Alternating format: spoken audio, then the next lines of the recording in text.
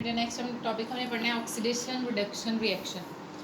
हमारी बॉडी के अंदर जो एनर्जी है वो कॉन्स्टेंटली फ्लो कर रही होती है, एक फॉर्म से दूसरी फॉर्म में कन्वर्ट हो रही होती है। जैसे कि हमने पोटेंशियल एनर्जी और काइनेटिक एनर्जी के बारे में पढ़ा कि जब फूड जो है जब उसको स्टोर किया जाता है तो वो पोटेंशियल एनर्जी की फॉर्म में होती है।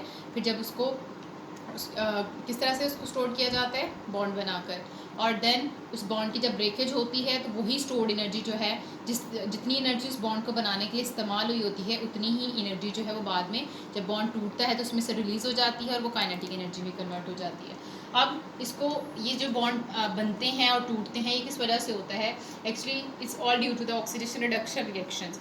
ऑक्सीडेशन रिडक्शन रिएक्शंस को कलेक्टिवली रिडॉक्स रिएक्शन भी कहा जाता है, ठीक है। RED reduction, OX oxidation. तो रिडॉक्स रिएक्शन जो होता है कलेक्टिवली से कहा जाता है that is the exchange of electrons. कि अगर दो एटम्स हैं तो दो एटम्स आपस में जब इलेक्ट्रॉन्स का एक्सचेंज करेंगे, ठीक है, एक जो है वो इलेक्ट्रॉन को देगा और दूसरा जो है वो इलेक्ट्रॉन को ले लेगा, तो इस तरह से जो रिएक्शन हो उससे क्या होता है, इलेक्ट्रॉन्स जो हैं वो आपस में एक्सचेंज हो जाते हैं। ऐसे रिएक्शंस को कहा जाता है रिडॉक्स रिएक्शन। लेकिन रिडॉक्स रिएक्शन जो होते हैं उसके आप समझ उसकी दो साइड्स होती हैं, ठीक है। इसमें पहली होती है ऑक्सीडेशन। ऑक्सीडेशन में क्या होता है, इलेक्ट्रॉन एक्चुअली लूज़ कर रहे होते हैं। कोई भी एटम जब इलेक्ट्रॉन को लूज़ करता है या उसके इलेक्ट्रॉन्स का लॉस होता है, लॉस ऑफ इलेक्ट्रॉन को कहा जाता है ऑक्सीडेशन। अब किस तरह से, हमारे पास यहाँ पे सपोजिट दो जो हैं वो एटम मौजूद हैं, एक एटम ए है और दूसरा बी है, ठीक है। अब इन्होंने क्या करना है, ए के पास इलेक्ट्रॉन्स हैं लेकिन बी के पास इलेक्ट्रॉन्स नहीं है। अब इन्होंने आपस में बॉन्ड बनाना होता है, तो बॉन्ड बनाने के लिए ज़रूरी है कि ए जो है वो अपने इलेक्ट्रॉन जो है वो डोनेट करे बी एटम को। तो फिर ये क्या करते हैं, जब ए जो है वो अपने इलेक्ट्रॉन बी को दे देगा, ये देखें यहाँ पर ये जो इलेक्ट्रॉन है ये मैंने शो किए हुए हैं, ठीक है। जब ए जो है वो इलेक्ट्रॉन बी को दे देगा तो ये क्या करेंगे, आपस में इलेक्ट्रॉन्स को एक्सचेंज कर लेंगे। लेकिन इसमें से जो ए वाला एटम है इसने क्या किया, इलेक्ट्रॉन को लूज़ कर दिया। तो यहाँ पे इसने मतलब अपने इलेक्ट्रॉन दे दिए, तो लॉस ऑफ इलेक्ट्रॉन को क्या कहा जाता है, ऑक्सीडेशन। और दूसरा होता है reduction, that is opposite to oxidation and it's a gain of electron. कि जब कोई भी एक एटम जो है अगर वो इलेक्ट्रॉन को लूज़ करता है तो ये बहुत ज़रूरी होता है कि दूसरा जो एटम है वो उस इलेक्ट्रॉन को एक्सेप्ट भी करे। तो यहाँ से इस एटम ने इलेक्ट्रॉन को लूज़ किया तो ये जो बी वाला एटम था इसने इलेक्ट्रॉन को एक्सेप्ट कर लिया, तो इसने इलेक्ट्रॉन को लूज़ किया, loss of electron, that is called oxidation. And B gain the electrons and gain of electrons is called the reduction. तो जब ये इलेक्ट्रॉन को लूज़ करेगा तो ये खुद को ऑक्सीडाइज कर लेगा क्योंकि इसने ऑक्सीडेशन की है। और बी वाला जो एटम है इसने इलेक्ट्रॉन को गेन कर लिया है, तो जो गेन करने वाला होता है उसने अपने आप को क्या कर लिया, रिड्यूस्ड कर लिया, इसने रिडक्शन की है, ठीक है। तो इस तरह से ऑक्सीडेशन रिडक्शन रिएक्शन के थ्रू बॉन्ड बनते हैं और एनर्जी स्टोर्ड हो जाती है।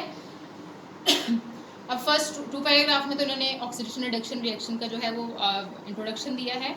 उसके बाद जो थर्ड वन है उसमें आप हेडिंग दे सकते हो कि how electrons are the good source of energy. जैसे कि हमने अभी बात की कि इलेक्ट्रॉन्स जो है वो किस तरह से गुड सोर्स ऑफ एनर्जी हैं, कि जब वो आपस में इलेक्ट्रॉन्स को एक्सचेंज करेंगे।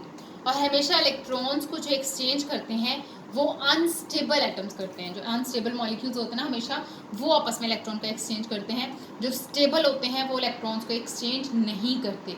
अगर फॉर एग्जांपल ए है, अगर ये स्टेबल होगा तो इसका मतलब है कि इसके पास इतनी एनर्जी होगी कि ये अपने इलेक्ट्रॉन्स को अपने पास होल्ड करके रखता है। जब ये इलेक्ट्रॉन्स देगा ही नहीं बी को तो फिर इन दोनों के दरमियान बॉन्ड कैसे बनेगा।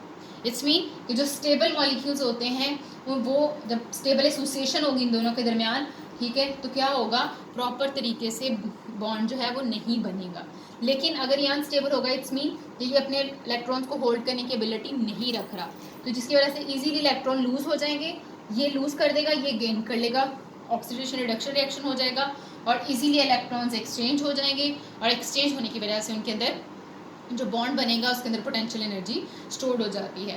तो इस तरह से पोटेंशियल एनर्जी को स्टोर करने के लिए या एनर्जी को स्टोर करने के लिए ऑक्सीडेशन रिडक्शन रिएक्शन का होना बहुत ज़रूरी है। जो लास्ट वाला पैराग्राफ है उसमें उन्होंने एग्जांपल दिया हाइड्रोजन की, मतलब हमने यहाँ पे ए और बी पढ़ा है तो आप यहाँ पे हाइड्रोजन जो है उसको भी कर सकते हो।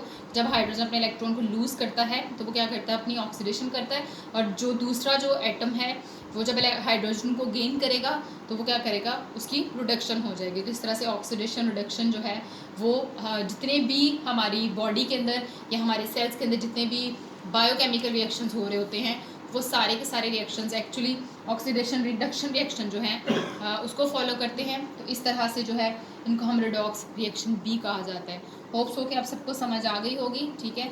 आपने इसकी डायग्राम जो है वो नीट नोटबुक के ऊपर इसकी प्रैक्टिस भी करनी है और इसको अच्छी तरह से लर्न भी करना है। बहुत सारे बच्चों का ये फीडबैक था कि हमें पता नहीं चल रहा कि हम कहाँ तक लर्न करें। तो बेटा जहाँ तक आपका लेक्चर ख़त्म होता है, ठीक है, आप वो लेक्चर जो है वो कंप्लीट लर्न करो। जैसे ये ऑक्सीडेशन रिडक्शन रिएक्शन है एक आपका टॉपिक, और एक पीछे हमने इसकी बायोएनर्जेटिक्स की डेफिनेशन पढ़ी है। तो आप डायग्राम भी बनाओगे और साथ में ये जो टॉपिक है ये आप लर्न भी करोगे, ठीक है ना। बहुत ख्याल रखिएगा। थैंक यू, अल्लाह हाफिज़।